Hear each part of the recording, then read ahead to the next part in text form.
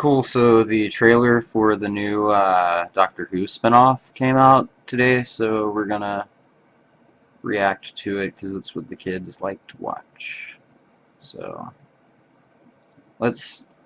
don't ignore that. Where'd it go? Oh no. Ah, here we go.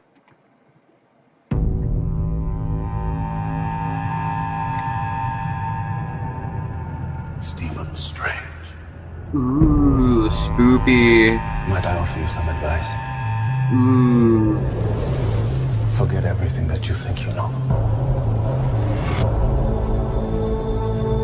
Aww. You're a man looking at the world through a keyhole. You've spent your life trying to widen it. I love The Matrix. Saved the lives of thousands. What if I told you that reality is one of many?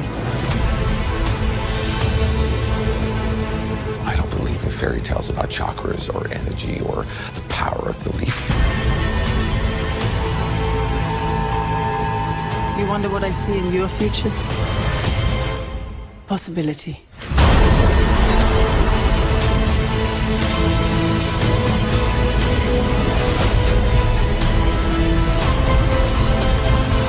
Why are you doing this?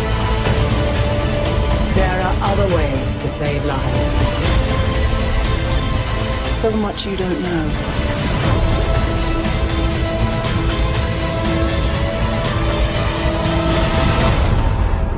Oh shit, I'm recording a video.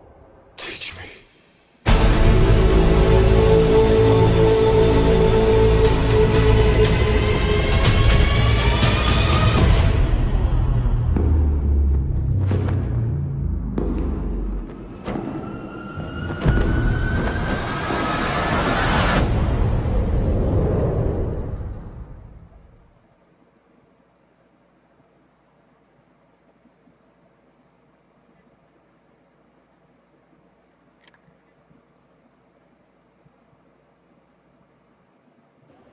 Hey there, can I help you with anything? Hey, Siri, what's AT&T's latest offer? Oh, I don't think that Siri Right now, switch to AT&T for an iPhone and get one free. Wow, is that right? Yeah, it's basic. Yes, that is the current offer from AT&T. Okay, Siri, you don't know everything. Well, I know you asked me to call you the AT&T hostess with the most... Okay, shut her down, turn it off. Right now, buy an iPhone and get another one free when you add a second line.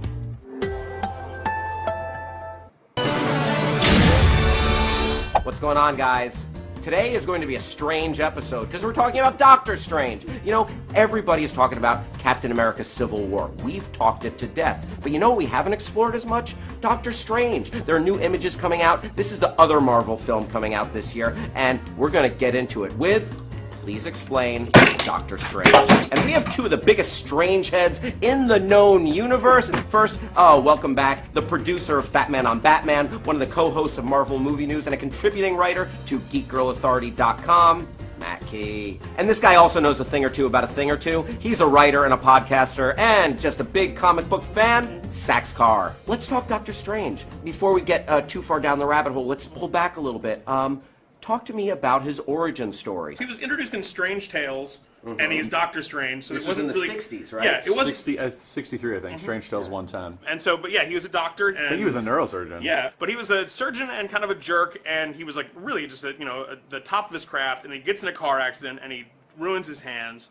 And so he can't work anymore. And of course, he can't live with himself unless he's perfect at being a surgeon. He expends all of his resources. Like, he goes through every last dollar trying to find fixes for the nerve damage in his hands, and finally ends up in like India area where he hears of the Ancient One and how he can heal anything, and he goes out in search of this Ancient One. And eventually figures out that he can do magic, that magic is real. The Ancient One apparently has had his eye on him for a while. Ancient One is currently like the Sorcerer Supreme, which is like a regular sorcerer. That's not a Taco Bell No. order. Okay, No. good. How much of this do you think we'll delve into in the film? Probably all of it. Yeah, although, Marvel has in the movies been sort of trying to avoid magic being magic. Like, magic is high science.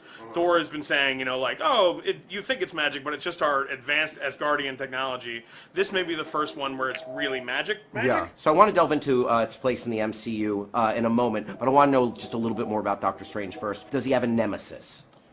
He's got a couple. His biggest nemesis is Baron Mordo, who is being played by Chiwetel Ejiofor. Yes. They look like they're best friends. So my guess is that Baron Mordo actually ends up being sort of like the senior to Doctor Strange's freshman, where he's like, come on, buddy, let me show you kind of the ropes, because Baron Mordo is in line to be the Ancient One when the Ancient One passes on. So when it appears that Doctor Strange is going to become the Sorcerer Supreme, that's when he and Baron Mordo become enemies. Gotcha. But Doctor Strange also has like a whole, panoply of enemies that are all extra-dimensional enemies, because as the Sorcerer Supreme, his job is to keep these extra-dimensional threats out. So, like, Dormammu is probably the one that people most know. Yeah. He's a matchstick-headed demon creature who runs the Dark Dimension. Okay. Then he's got his sister named Umar, who's...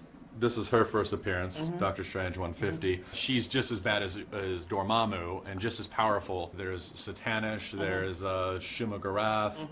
All of them like very like strong cosmic entities. Here's something I've been wondering about. There's so many Avengers. Is Doctor Strange an Avenger, or has he been an Avenger? How does he fit into the big picture of the MCU?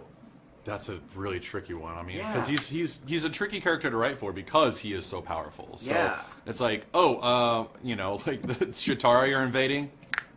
No, they're not. Because they're sort of a little afraid of magic in the Marvel Cinematic Universe. Why do you think that is? Well, I think because they were afraid people wouldn't onboard the movies when they first started. Like, superheroes and magic, no one can live at that speed. Sort of. And the Infinity Stones and Scarlet Witch and the Hand and Daredevil are all sort of starting to creep onto that magic universe. So I think Doctor Strange makes sense, but I think they're going to really nerf him, to use the parlance of our time. But they have started to do a lot of stuff in the comics, especially Jason Aaron's current run, where they're saying magic has a cost to it, and no matter anything that you do, there's a cost to you physically, your soul, your body, something like that. So I think they'll probably start doing something like that too. So when you drop some magic, it's like, oh man, I need a nap. Yeah. Gotcha. Does he have any experience fighting Thanos or dealing with Thanos or the Infinity Gauntlet? He was in Infinity War, Infinity Gauntlet. He was one of the main guys in those stories. Gotcha. Yeah, so I think he's the one who helped transport them to the other side of the universe to fight Thanos.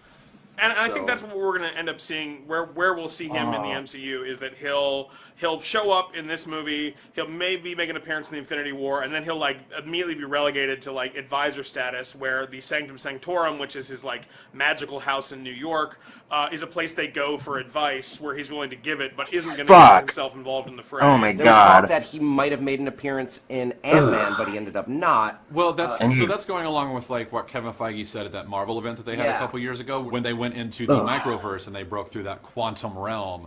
That's where you're starting to dip into. Oh, okay, I'm going to bed then. Multiverses. Mads Mikkelsen. You know